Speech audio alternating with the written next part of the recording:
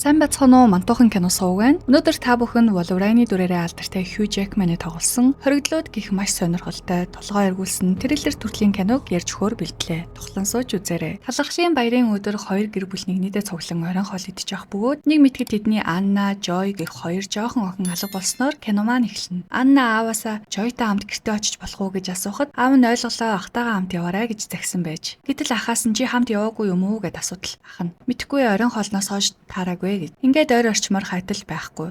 Анагийн аав гэртээ очиод үзтэл бас байхгүй. Гэтэл Анагийн ах тэднийг найзандаа зочлохоор ирэхэд мөн гадаа тоглож байхад нэгэн бүхээгтэй машин гудамжинд зогсож байсныг хэлдэг бөгөөд очиод үзтэл машин аль хэдийн байхгүй болсон байв. Ингээд Анагийн аав буюу гол дүр Келлер маань цагдаад энэ тухай мэдэгдэнэ. Үзэгдэл солигдсон нэгэн цагдаа түргэн хоолны газарт хоол идэж байх бөгөөд сэжигтэй машины дуудлага ирээд гарч харахад нөгөө бүхээгтэй машин байд. Цагдаад өгөж очиход машин гинэт хөдлөн зүхтаадагч дүнгэж эргээд мод мөргөө зогсчихно. Ингээд цагдаа сэжигтэй этгээдийг барьж байцааж эхэлнэ. Ингээд ихний сэжигтэн бол Алекс. Алексийн машин эгчийнхэн гэргээд сэжигтэй этгээдтэй холбоотой бүх газрыг нэгжиж 10 цагийн турш байцаасан ч ямар ч хүүхэд тулгаалсан гэх сэжүүр олсонгүй. Алекс гаднаас нь харахад насанд хүрсэн хүн боловч 10 настай хүүхдийн сэтгүүтэй учир өдрийн цагаар 2-2 хүүхэд тулгаалаад ор сурггүй алга болгоно гэж байхгүй гэж цагдаа нар үздэг. Харин Аннагийн аав тэгвэл наад хүн чи яаж машин бариад байгаа юм бэ? Худлаа яриад байгаа юм биш үү? Та нар наад хүний охиныг минь олохоос өмнө битгий суллаарай гэж цагдаагаас гуйдаг. Цагдаач мөн дарга дээрээ дахиад 24 цаг суллахгүй төр байж байгаа ч гэж гуугаад хүүхэд алга болсон ойр орчмын газруудад нэгжлэг хийгээр явдаг. Нэгжлэг хийж байхдаа нэгэн ламтангийн гэрийг нэгжихээр очдогч ламтан шалан дээр өвтөж байгааг нь хараад шууд яваад ортол согтоод шалан дээр тасраад унсан байв. Цагдаа танаа гэрийг нэгжлээ шүү гэж чангаар хэлчихэд ойр орчмыг ажиглан харна. Хөрөгчний залгуур хит таталсан байхыг нь хараад хөрөгчийг нь хөдлөгтөл нэг хаалга байх бөгөөд онгойлогтол нэг зойр байв. Зойрлуу ортол нэгэн хүний цогцос байдаг бөгөөд энэ юу юм бэ гэд ламтан чирж ирэн харуултал ламтан наад хүн чинь өөрөө над дээр нүглээ намжлыгээд ирсэн юм аа. 16 хүүхэд хулгайлж алсан дахиад ч ална гэхээр нь би ятгсаар агаад энд авчирсан гэв. Ингээд ламтан цагдаад баригднаа. Үзэгдэл солигдсон хайгуулын баг болон алга болсон охидын гэр бүл ой дундуур хайгуул хийж байхад Келлерийн утас дуурна. Эхнэр нь залгаад Алекс сулагдаж байгаа тухай хэлдэг. Цагдаагийн газарт Алексийг эгчин нэрж аваад гарч байна. Яг гарч явах үед нь Келлер ирэн Алексийг зөхөж унагаагаад чи тэр хоёрыг яасан гэтэл Алекс намайг явтал тэр хоёр уйлаагүй гэж зөвхөн Келлер сонсогдохоор хэлдэг. Цагдаа тэднийг салган Алексийг эгчин авч явна. Цагдаагийн дарга Келлерт сэжүүр гарч ирээгүй хүнийг хорж болохгүй. Мөн Алексийн хотоос гарахгүй гэж үүрэг хүлээсэн талаар учирлаж байхад Келлер цагдаад саяхан зогсоол дээр сонсон зүйлээ хэлээд гардаг. Ингээд цагдаа Алексийн гэрт очин Алекс болон тэрний эгчтэй ярилцж явах бөгөөд Алексийн эгч 26 жилийн өмнө хүүхдээ алдаад нөхөртөөгөө хамт Алексийг өргөж авсан тухай мэдэж авдаг. Цагдаа Алексээс Келлерт юу гэж хэлсэн бэ? Туслаарай ч юм уу ямар нэг зүйл хэлсэн үү гэд байцаад л би юу ч хэлээгүй гэдэг. Нөгөө талд Аннагийн ээж Келлерт юу ч тохиолдсон чи биднийг хамгаална гэж амласан гэж хэлээд уйлаад орондоо өвтөж байхад Келлер гинэт нэг зүйл шийдсэн бололтой цагдаа нарт туслана гэд гараад явдаг. Маргааш нь болж Келлер Joy-ын аавтай хамт нэгэн хуучирсан байшин дэрэх бөгөөд энэ нь Келлерийн аавынх нь үлдээсэн хуучирсан байшин байв. Байшин руу ороод дээд давхар руу гартал Алекс хүлээдээ сууж байдаг бөгөөд Joy-ын аав ээж бидний охтууд алга болсон ч бид ингэж болохгүй гэдэгч. Келлер эсэргүүцэн би энэний юу гэж хэлснийг сайн сонссон. Бас тэр нөгөө дууг мэдэж байсан гэдэг. Тэгэхээр Келлер өчтөр цагдаа нар туслана гэж гарч чаад Алексийн гэрийн үүдэнд ажиглаж байтал Алекс гэрээсээ гарч ирэн нохоогоос салхилуулж байхдаа талархлын баярын үеэр охтуудын дуулсан дууг амандаа аялж байхыг нь Келлер сонсоод за яалтчгүй энэ хулгайлсан байна гэд барьцаалсан байж. Joy-ын аав тэгвэл бид Алексийг цагдаад өгөх ёстой гэтэл Келлер уурлаад тэгвэл над чинь тэнэг болж жүжиглээ суллагдчихнаа гэд. Ингээд Келлер Алексаар ямар нэгэн зүйл хэлүүлэх гэж өгтлэн зодож эхэлнэ. Харин цагдаагийн газарт ламтан байцаагдаж байх бөгөөд цагдаад алсан хүнийхээ тухай мэдих зүйлсээ хэлдэг. Тэр бурхантай дайн зарлсан гэсэн. Надад хэлэхдээ өдрийн цагаар хулгайлдаг гэсэн. Заримдаа нэг дор олон хүүхэд хулгайлдаг. Бас тэр гэр бүлтэй байсан гэж хэлдэг. Шүүн хачин юм яриад байгаа юм бэ гэж бодоод өнгөрнө. Цагдаа харин өмнө нь алга болсон хүүхдүүдийн архивыг ухаж агаад 26 жилийн өмнөх нэгэн хүүгийн алга болсон нийтлэлийг нь олоод очоод ээжтэй нь уулз өдөр хайлт унтаад сэрэх үед нь гадаа тоглож байгаад алга болсон байдаг. Тухайн үед ямар ч сэжүүр олдоогүй бөгөөд яагаад хэн хулгайсныг хэн ч мэдээгүй. Магадгүй тэр хүн л хоёр охиныг хулгайлсан байх таа гэж ээж нь хэлдэг. Нөгөө талд Алекс Келлерт өгтлээ зодуулж байгаа ч амнаасаа өсөгч унагдаггүй. Алхаар цохиж алах нь уу гэсэн арайч бас цохиж чаддаггүй. Миний охин хаана байна гэд хоосон хаан цохиж бачуурхаас өөр хийж чадах юм байдаггүй. Анна Joy хоёр алга болоод 4 онжээ. Тэр орой хүмүүс тэдний төлөө гудамжинд цугларнлаа хасаагаад залбирцгааж байна. Цагдаач мөн ирсэн байх бөгөөд нэгэн чихмэл барьсан онцгой хоёр цагдаагийн нүдэнд өртдөг. Цагдаатай харц тулгарснаа алгуурхнаар хойшлоод цухтаачна. Цагдаа араас нь хөөсөн ч барьж чадалгүй алдаад явуулчихнаа. Маргаашнаас нь тэр залуугийн ам зургийг нь гаргаад мэдээгээр гарган сэжигтэй этгээд тул уулцсан хүмүүс холбоо барина уу гэж зарладаг. Цагдаа Алексийг алга болсон тухай мэдчихнэ. Ажил дээрээ Алекстай ярилцсан бичлэгээ ухраан үзээд сууж байтал өнгөрсөн шөнө цухтаасан хүнийг мэднэ гэх хүн залгадаг. Очоод ярилцтал хувцсны дэлгүүрийн худалдагч тэрнийг нилээн хэд ирсэн. Эрэхтэй хүүхдээ хувцас аваад бэлэн мөнгөөр тооцоо хийгээд гардаг гэв. Нөгөө талд Joy-ийн аав Алексийг байцааж байгаагаа удаан нууж чадахгүй их нэртэй хэлчихнэ. Ингээд гуруулаа Алекс дээр очтол Joy-ийн ээж Алекс чамайг соллол чи тэднийг хаана байгааг хэлэх үү гэж сулчихна. Нөгөөх нь юу хэлэх цонхоор цухтах гэж байтал Keller Prank хоёр ирээд болиулна. Шүн болсон хойно Keller Prank-ийг их нэртэй дуудан нэг юм үзүүлье гэд нөгөө байшинд авчирдаг. Алексийг хорж байсан нойлын өрөөний байрны хэсэгт автан босгож хаан хийгээд Алексийг дотор нь оруулсан байд. Суух зааж байхгүй гэрэл орох завсаргүй тас харангуй. Шүршүрийг нь гаднаас нь удирдах учраас хөв хөтөн ус гарнаа гэж байгаа. Жинхэнэ тамийн өрөө босгоод хайцсан байгаа байхгүй юу? Keller тэр хоёр тандан Алексийг дахиж зодол өгөх учраас энээс өөр амнаас нүг унгах харгалгаа. Чи үнэхээр охиныхоо төлөө ингэж чадахгүй гэвэл онгоолгоод наатахаа явуулвал явуулаа гэд Келлерийн царайг харуул шүн унтгаа байж охиноо бодоод бүр цөхөрч гүйцжээ. Ямар сайндаа ийм өрөө хийхвдэ. Joy-ийн аав харин бид ингэж болохгүй шүү дээ гэд алхаар ханыг нь өвддөг. Эхнэр нь битгий гэд болиулна. Энэ үеэр Joy-ийн гэрт нэг хулгайч орж байгаа үзэгдэл гарнаа. Joy-ийн аав ээж нь гэртээ байгаагүй учраас хэн ч мэдсэнгүй. Тэгснээ нөгөө хулгайч Келлерийн байшин руу бас орж байгааг эхнэр нь хальт мэдээд цагдаа дуудана. Тэр хулгайч нөгөө цагдаагаас тухтаадаг нөхөр байх бөгөөд Анна Joy хоёрын хувцснаас хулгайлсан байдгийг. Тэгээд сонхоор цухтаачихнаа. Цагдаад энэ тухай хэлэн ярилцж байгаад цагдаа Келлерийн тухай асуудал эхнэр нь Келлерийг дандаа оройтдаг болсон тухай хэлдэг. Цагдаач мөн Алексийг алга болсонд Келлерээс ижилээд эхэлдэг. Маргааш нь цагдаа Келлерийн араас нь дагаж байтал Келлер цагдааг олж хараад чи намайг дагж байхаа оронд миний охиныг хайгаач гэж уурлаад эвтэйхэн аргалчихдаг. Келлер шүүн унтаж байхдаа охиноо зүүдэл сэрэх бөгөөд сэрэнгүүтээ Алекс тэрээр нь тамлж гарна.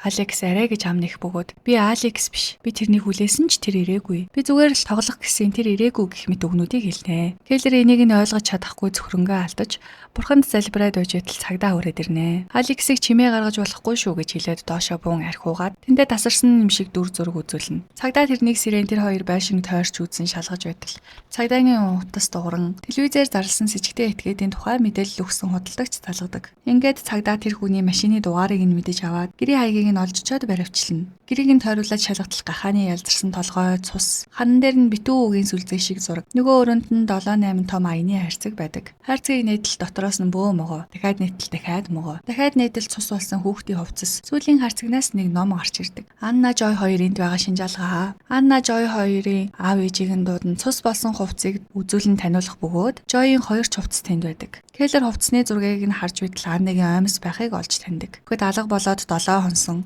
Мөн цустай хувцас олдсон учраас бараг л амьд байх боломжгүй гэж бүгд бодож эхэлнэ. Keller харин энтэй эвлэрхгүй би охиноо ингээд орхихгүй гэд гэрээсээ гараад явдаг. Цагдаагийн газар саяхан баривчлагдсан сэжигтэн үгийн сүлжээ шиг бичээ суугаад байна. Сэжигтний нэрийг Bob Tyler гэдэг бөгөөд гаднаас нь харахад бас сэтгцийн өрчлөлтөө юм уу гэмээр харагдана. Цагдаа сүүлдээ тэсэлгүй ороод юу зурснаа яар гэтэл чадахгүй гэхэд цагдаа яриач гэд цохиод авах үед нь өөр цагдаа нар орж ирээ салгах үед Bob нэгнийх нь бууг шүүрч аваад өөрийгөө буудаад амиа хорлцохдаг. Нөгөө талд Keller тамийн өрөөнийхөө хажууд бурханд залбирсаар байд. Бүр цөхөрч гүйцжээ хөрхий. Алекс эвлүүлдэг тоглоом, үгийн сүлжээ, тоглоом хаана вэ гэх мэт учир битүүлэг юм хэлдэг. Keller юун тухай яриад байгааг нь ойлгохгүй л. Тэгээд ямар нэг юм мэдэж авч магадгүйгээд Алексийн эгчинд очих бөгөөд Алексийг цагдаагийн газрын гадаа айлгсан дуучлаарэ. Сүүлийн үед би өөрийгөө үгийн сүлжээ дотор төрчлөө гэж сүдлэх боллоо гэд амхандаа сэжүүр гаргачих гээд ярьж байтал Bob Tyler амиа гэвтгсэн ч огтын цогцыг одоо болтол олоогүй байна гэсэн гарчигтай мэдээг уншаад цогтсоно. Энэ үед цагдаа ламтангийн гэрт олцсон цогцсны зүүсэн зүйлд Bob Tyler-ийн зурсан зураг хоёр адилхан байгааг анзааран Bob-ийн гэр рүү очдог. Цагдаа нар үзлэг шинжилгээ хийж байх бөгөөд тэндээс нэг юм оллоо гэж цагдааг дуудтал толгойг нь ирэмдэглсэн хоёр хүүхэлтэй манекен байд. Bob-ийн гэрээс олдсон хүүхдийн хувцсан дээрх цус бүгд гахаан цус. Мөн Анна Joy хоёрын хувцснаас бусад бүх хувцас дэлгүүрийн шошготойгоо байх бөгөөд үзлэг хийсэн цагдаа тэр биднээр тоглож байж гэж хэлдэг. Бас Bob тэр үгийн сүлжээг өөрөө зохиосон байх бөгөөд хайрцагнаас олдсон ном дээрхтэй адилхан байдаг. Ингээд цагдаа бодож эхэлнэ.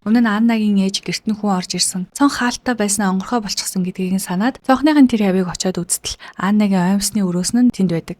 Тэгэхээр Bob хүүхдийг хулгайлаагүй цагдаа нараар тоглосон байж гэдгийг цагдаа ухаарна. Үзэгдэл холигдсон Аннагийн гэрийн утас дуурахад Joy олдсон гэх мэдээ ирдэг. Аннагийн ээж гэрээсээ яаран гарч байтал Keller дөнгөж ирж харах бөгөөд хоёулаа хамтдаа эмнэлэг рүү явна. Joy арай гэж нүдэ нэхэд Keller "Анна яасан бэ?" гэж асуудал. "Та тэнд байсан. Бидний амийг наачсан" гэж хэлэхэд Keller цухтаачихна. Ингээд Keller өөрөө охтыг хулгайлсан байж болцсошгүй сэжигтэн болох бөгөөд цагдаа араас нь хөөхөд Keller цухтаана. Цагдаа Kellerийг хөөж байхад Keller-ийн бараа тасрах бөгөөд нөгөө хуучин байшиндаа Аннаг хорж байгаа гэж бодоод яваад очтол Анна биш Алекс тэндээс олддог. Харин Кейлер дахиад Алексийг чинь ирсэн байжээ. Хаалга нэгтгэхэд дахиад л цагдаагийн газарт би Алексийг айлгсан надаар туслуулах юм байна уу гэд ирдэг. Тэгснэ гэрт нь ороод охид танаа гэрт байсан гэтэл Алексийг ч гинэт буу гаргаад тушааж эхэлнэ. Уцыг нь крант руу хаяулаад гав зүлгэх бөгөөд мансууруулах бодис хийсэн уух зүйлийг Кейлерт хүчээр уулгана. Энэ нь өгөнд оромтгой болгодог, эсэргүүцэх чадваргүй болгодог нэг төрлийн мансууруулах бодис юм шиг байгаа. Тэгснэ байшингийн хажууд байх машин руу явахыг тушаах бөгөөд явах замдаа нөхөр бид хоёр олон хүүхэд тулгаалсан. Анхны хүүхэд маань Байри билүү, Жими ч билүү хүүхэд байсан. Харин бид сонин унш хүртлээр Боб Тайлерыг марцсан байж. Хүүхдүүдийг хулгайлах бол бидний бурхны эсрэг зарласан даа. Хүмүүс итгэлээ алддаг юм. Тэгээд чам шиг сүгнүүд болдог. Нөхрөө алдснаас хойш би арай удааширсан ч бурхантай дайцсан хിവэрэ байгаа гэж хэлээд машиныг хөдөлгүүлэхэд доор нь нэг зойр гарч ирнэ. Тэгэхээр жинхэнэ гэмт хэрэгтэн Алекс ийгч байсан юм байна. Боб Алекс хоёрыг хоёулын энийг авгаа хулгаалсан байж. Алекс тэднийг зугаалуулах дуртай байсан юм. Харин бид авч үлддэг байсан. Харалтаа охин чинь энд дэж магадгүй гэд нөгөө нөхрөө зааж Кейлерийг ор гэж тушаадаг. Кейлер орохгүй гэдэг ч буудаж оруулаад хаалгыг нь хаагаад нөгөө машинаараа тагалчихна. Ингээд хинч хулгайсан хүүхдийн байгаа газрыг олдоггүй байсан байхна. Кейлер гэрэл тусгаа тартал охиных нь улаан шүгэл байдаг ч охин өөрөө байдаггүй. Цагдаа Алексийг олсон тухай агчид нь хэлэхээр ирэхэд Алексийн ихч хаалгаа тайлдаггүй. Цагдаа тутагшаа ороод эргэн тойрноо харж байтал нөхрийнхэн зураг байх бөгөөд нөгөө өвгийн сүлжээ шиг зүйлттэй байдаг. Тэгэхээр ламдынгийн гэрээс олцсон цогцос Алексийн ихчийн нөхөр нь байж. Ингээд цагдаа учрыг олгоод Алексийн ихчийг адил яг Аннад нэг тариа тарих гэж байдаг. Тариан дуусгаас өмнө амжиж боловтол цагдаагийн өөдөөс буудах бөгөөд цагдаа толгоондоо шархтаж Алексийн ихч бодулж өгнө. Цагдаа Аннаг аваад эмнэлэг рүү явж явах үед толгооны шархнаасаа болоод нүдэн бүдэг бодог хараад хэцүү байсан ч арайгаж амжин Аннаг аварч чаддаг. Маргааш нь Аннаас ирсэн байх ба ээж нь Анныг тэрэгтэй төрөн цагдаа дээр ирэн баярлаа гэж хэлдэг. Цагдаа харин Кейлерийг холбоо барьсан уу гэж асуухад огт холбоо бариагүй. Гэхдээ Кейлер охиноо хайхын төлөө бүх зүйлээ зориулсан гэдгийг эхнэр нь хэлдэг. Үзэгдэл солигдсон Алексийн ихчийн гэрийн гаднахыг ухаан шинжилж байх бөгөөд цас орж хүүтэрч эхэллэхэд бүгд маргааш үргэлжлүүлэхээр болоод харьцаадаг. Цагдаа харин тэндээс явах гэтэл нэг бүдэг Кен чимээ сонсогд хорно. Дахиад чагнатал бүдэг Кен шүгэлдэх чимээ дахин гарч зогт туснаар кино маань дуустдаг. За ингээд киноны туршид асуух сонин жигтэй зүйлүүд маш олон байх бөгөөд эхнээс нь өөрийнхөө тайлбарлаж өгье. Нэгдүгээрт ламтгийн гэрээс олдсон цогцос Алексийн ихч хоёр эхнэр нөхөр байсан бөгөөд 26 жилийн өмнө хүүхдээ алдаад бурханд итгэх итгэл нь алдраад бурхантай тэрсэлдэж эхэлсэн. Хүмүүсийн хамгийн хайртай зүйлийг нь байхгүй болгочих юм бол тэд ч бас бурханд итгэхээ болж амьд сүг болон хувирнаа гэж үзээд бурханаас нэг ёсондоо өшөөгөө авч байна гэд тэдний хамгийн хайртай зүйл болох хүүхдийг нь хулгайлж тэднийг алдаг болсон байгаа. Хоёрдугаарт Алекс болон Боб хоёр хоёулаа тэдэнд тулгаалуулсан бөгөөд Боб харин 14 хоногийн дараа тэднээс сутаж чадсан. Алекс харин одоо болтол тэдний үгийг дагаж хамт амьдарсан байгаа. Кейлер дуулгаад байсан мансууруулах бодисыг өдөр бүр тэдэнд дуулгадаг байсан учраас Алексийн хувьд тархин гэмтэж дурсамж нь байхгүй болсон учраас өөрийнхөө сэтгэж чадхаа болсон гэсэн үг. Боб харин бага насны травматаа үлдээд Анна Жо хоёрыг алга болоход цагдаа нараар тоглох гэхээсээ илүү сэжүүр өгөх зорилгоор тэдний хувцсыг хулгайлах, үгийн сүлжээ зурах гэх мэтийг хийсэн байх гэж бодож байна. 3 дугаарт Жой анх эмнэлэг зэрэгтэй Кейлер лөө заагаад та тэнд байсан гэж хэлдэг нь Кейлер эхлээд Алекс ихчтэй уулзахаар очиход Алекс биш тэдний ихч хүүхдийг нь хулгайсан гэх сэжүүрийг нь олж мэдээд очсон бөгөөд ихч нь ч бас тэрийг нь мэдээд тэнд өөмэн болоход дундуур нь Жой зүхтаж амжсан байгаа. Хүн мансууруулах бодисоо Кейлерт өгсөн байж магадгүй бөгөөд маргааш нь Кейлер дахиж очихдоо яг өчигдөр нь очихдоо хэлсэн үгээ давтаж хэлсэн бөгөөд өмнөх өдрийн үйл явдлыг яг сайн санахгүй байгаагаар нь дүгнж болно. Дөрөвдүгээрт киноны туршид могой болон үгийн сүлжээ шиг тэмдэг нууц бэлэгдэл маягаар гардаг. Энэ тухай хайгаад үзэхээр могой бол анх бурхантай дайсагсан амьтан болж Библиэд гардаг.